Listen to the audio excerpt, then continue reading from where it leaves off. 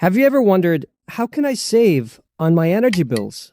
Stick around to find out more about these tips and tricks, some of which I guarantee you've never heard before. The biggest energy guzzlers in your house are your AC, your tumble dryer, and your water heaters. And your AC consumes 75% of your energy needs. Lighting is just 10%, you guys. So pay attention to this. Your AC is the biggest culprit, and also your water heaters.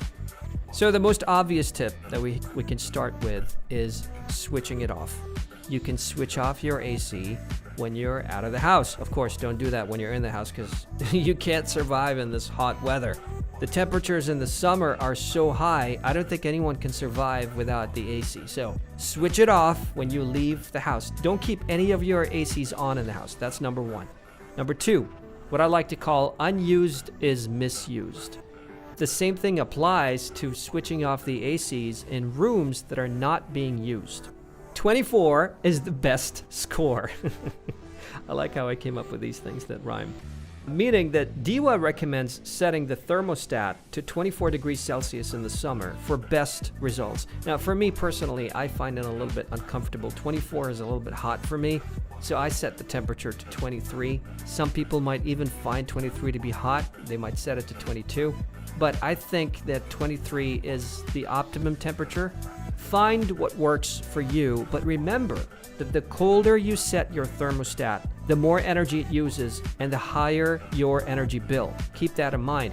Each degree increase in setting your thermostat temperatures can save up to 5% on AC consumption. Now, the next thing is something I like as well, and I'm using in my house because I'm lucky to have fans around my house. The first time I saw the fans in the apartment, I thought, why do you need fans, man? You just turn on the AC. But it turns out that fans are very useful if you have a ceiling fan. So if you have a fan, you can use it more often. Turn it off before leaving, though. To balance comfort and energy savings, I like to use a mix of AC and fans by setting the AC to auto, or using the AC in one room instead of many ACs in the house by combining them. So I combine them with the fans. So I keep the AC on auto and I turn on the fan if the temperature is bearable. If it's not, you can keep the AC on at the lowest level, like level 1, for example, and turn on your fan. That's going to make the room colder and you don't consume that much energy. Auto is your new motto. Ensure your air conditioning unit is set to auto rather than on most of the time. This process will regulate the room temperature more effectively. If your AC's filter is clogged or dirty, by the way, I got mine cleaned recently, my AC filter, the airflow can be affected if that happens, and its efficiency may be reduced significantly. DEWA recommends cleaning your AC filters periodically or at least twice a year. If you have a programmable thermostat, that's also great because programmable or intelligent thermostats can regulate room temperatures and AC operation duration, so that decreases the energy consumed by your AC as well. And finally, maintenance. So make sure your AC is in tip-top condition. That means you should hire a professional maintenance company to perform periodic checkups, or you can just ask the landlord to send their maintenance company or the developer, and they can ensure that the AC filters are clean, the electrical wirings are working correctly, the thermostat is working correctly, your refrigerant levels are in the right amounts.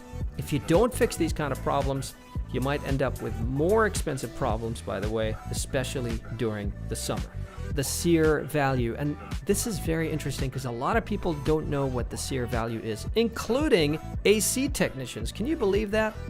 People working in an electromechanical company, they have no idea what a SEER value is, but it's out there and it's real, and it's a critical value that measures air conditioning and heat pump cooling efficiency, and it stands for the seasonal energy efficiency ratio. So before you buy an AC for your house or your business, always make sure to check this value first. If you have a higher SEER value, that means that you have a more energy efficient AC in your premises. And it's calculated, this SEER value is calculated by dividing the cooling output for a typical cooling season by the total electric energy input during the same time frame. So a higher SEER value means greater energy efficiency. make sure that your AC unit has a minimum SEER value of 14.5 BTUs per watt hours, British thermal units per watt hours. That is actually the minimum standard by the EPA, the Environmental Protection Agency in the US. Now, DEWA recommends AC units or AC SEER values above 13 BTU per watt hours, but the EPA recommends 14.5. So the higher the SEER value that you have, the better and the more energy efficient your AC is going to be.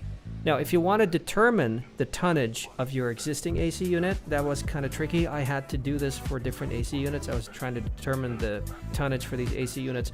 You can divide the nominal capacity by 12 because 1 ton is equal to 12,000 BTUs per hour. So suppose you have an existing AC unit on your house, let's say it can be found on the roof for most centralized AC units, with a SEER value of 10, which is below the recommended standard of 13 by DEWA and 14.5 by the EPA. This means that your AC unit is less energy efficient by a whopping 32%. Can you believe that? So I think one of the most important things you can do, if you can, is to find out what is your SEER value for your air conditioning unit. And if you can change your AC, that'll be even better. If you can't, I guess there's nothing you can do about it. For more information about SEER values, I've also left a link in the description below from a Wikipedia article that talks about the seasonal energy efficiency ratio. Now we're going to move on to water. And water is a precious source. And we all know that we have to be saving a lot of water. Now, there are saving tips that you can find directly from DEWA's website on your water appliances and irrigation and bathrooms. And I'm going to read out to you a few of these tips directly from DEWA. So these are not from me, these are from DEWA. So let me read out some of them to you. First of all, dishwashers. DEWA recommends that you only run your dishwasher when full to make the best use of water, energy, and detergent. Also, when you purchase a new dishwasher, consider purchasing one with a high ESMA energy efficiency ratio of 5 or 4 stars at least. As for washing machines, if you have a washing machine, let's say an automatic washing machine, wait till you have a full load of laundry before running the machine. This way, you can save both water and energy. If you can't wait for a full load, use the proper water level to match the size of the load. When you purchase a new washing machine, consider purchasing one with a high ESMA energy efficiency ratio, again, 5 or 4 stars. Reduce the temperature at which your washing machine operates as well. Next, we've got showers and kitchen faucets. So you can install a water-efficient shower head with a flow rate of less than 8 liters per minute. You can check the flow rate by putting a glass of a container or something, and you can see how long it takes to fill up that container. So you can save more than 5 gallons or 19 liters per day if you do that. Clean vegetables in a bowl partially filled with water rather than running water from the tap, considering all health issues, by the way. Reuse the water for plants at your home. That's also very, very environmentally friendly. That will save a lot of water. Next, toilets. Now, the good news is that new toilet models use up to 6 liters of water per flush, so they save about 6 liters per flush compared to older models, because older models were not very efficient. So that results in an annual water saving of around 10,000 liters per person. This is all according to DEWA, by the way. Check toilets periodically for leaks and repair them promptly. That's important. If your toilet is leaking, make sure that you fix it, because that's going to be, that's just such a waste. It's going to be wasting water. Check your toilets and make sure that they don't leak. Like we said, water heaters are one of the biggest energy culprits, so make sure that you switch off those water heaters during the summer, whether during the summer or during winter. Just switch it off when you're done. That can save a ton of energy. That can save up to 50% of your water heating and cooling energy consumption. And then we could talk a little bit about general watering. So you can water your plants before 8 a.m. and after 6 p.m. to reduce evaporation losses. That's also smart, because if you water them during the day, the water will evaporate pretty fast. And if you do it before 8 a.m. or after 6 p.m., you can reduce that evaporation loss. Oh, here's one of my favorites.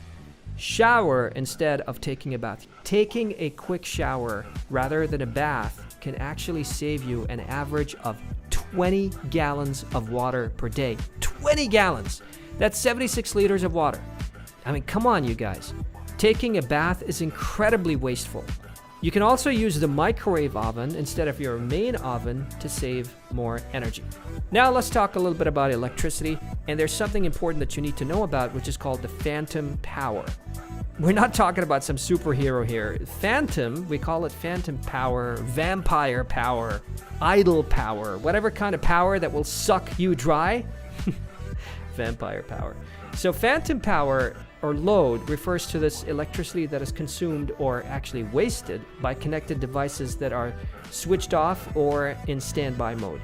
According to a joint study by the U.S. Environmental Protection Agency, the EPA, and several other environmental agencies around the globe, phantom power can cost you up to 10% of your monthly energy bill. Can you believe that? All that energy being sucked away. So to save all that energy, you can turn off any devices that are not being used, like coffee makers, microwave ovens, computers, clocks. I know this might sound a little bit inconvenient because these devices, maybe you like to keep them on standby mode.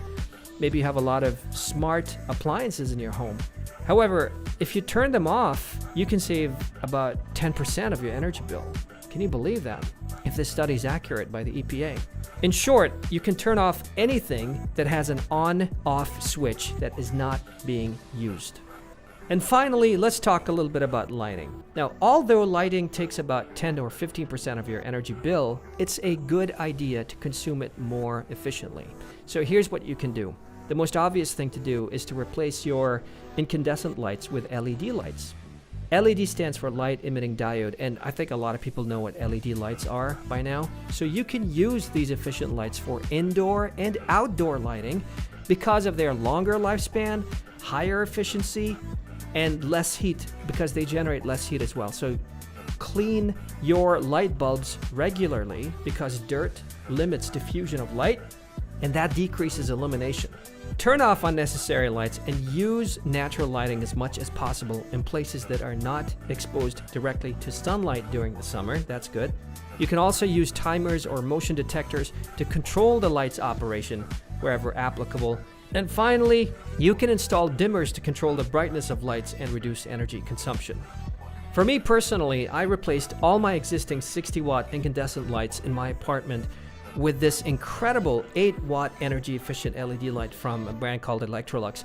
But you can find great alternatives, so many options available from Philips, General Electric, and so many others. Just imagine this. LED lights are up to 85% more efficient than conventional bulbs. This means that each LED lamp can save you up to 1,000 dirhams over its lifetime. And they can also live for tens of thousands of hours, up to 50,000 hours of usage. They generate less heat than traditional light bulbs, which ultimately reduces your cooling load. Bottom line is, say goodbye to incandescent lighting, the traditional 60-watt wasteful bulb, unless you still want to be a wasteful dinosaur. Join the efficient, money-saving future with LED lighting technology. You know, I won't be surprised in the future if cities all around the world, including Dubai, start banning incandescent lights due to their wasteful nature. If you do buy LED lights, some of the brands also offer you a cool option. You can change the lighting color however you like if you have LED lights. But before you go out and start buying LED lights, make sure you know the size and type of your lighting fixture. For instance, most houses have the fitting or cap type E27. Make sure that you know what type of fitting you have for your bulb. You can take out your bulb, see what type it is. It's usually written on the bulb, and then you can go ahead and purchase new energy efficient LED lights. Before you do that, guys, you gotta know what is the color temperature you want. Are you comfortable with yellowish color or more white color? Do you want white or yellow? I prefer mine to be white, so mine is around 6500. That is the color temperature. You can also go for more yellowish options, so that's gonna be less than 65. And finally, how many lumens do you want, or how many lumens does the bulb have? Try to get bulbs that are at least 700 lumens to ensure bright lighting. Some of the bulbs are not bright, so make sure you read that on the specifications how many lumens this bulb has. So with all these energy tips, you guys, you can shrink down your energy bill and prevent it from ballooning up ever again, especially during the summer. Thank you for listening to this podcast, and have a great day.